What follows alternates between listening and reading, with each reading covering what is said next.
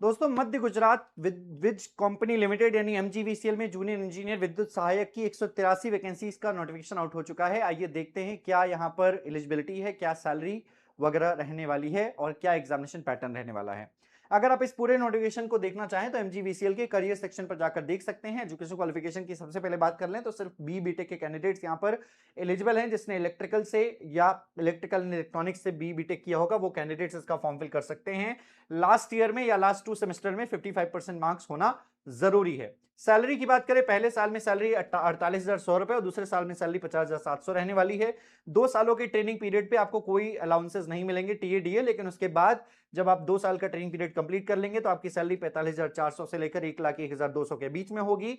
मतलब ये पे बैंड है और 45,400 में प्लस फिर टीएडीए इंक्लूड होगा। यहां पर अगर हम बात करें तो कंप्यूटर की नॉलेज होना अनिवार्य है और गुड कमांड होना चाहिए इंग्लिश और गुजराती लैंग्वेज में।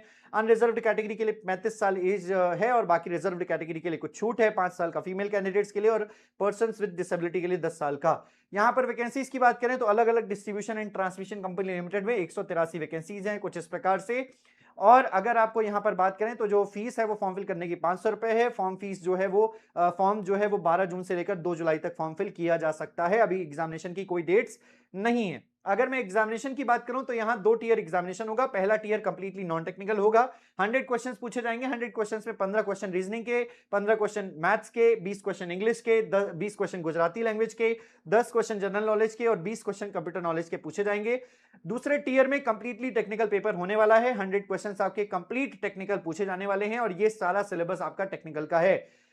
जो जो मेरिट बनेगी वो दूसरे टियर के पेपर से बनेगी। पहले टियर में आपको 50% नंबर लाना अनिवार्य होगा ताकि आपको सेकंड टियर में एग्जामिनेशन देने दिया जाए। उम्मीद करते हैं कि यह जानकारी आपको हेल्पफुल लगी होगी।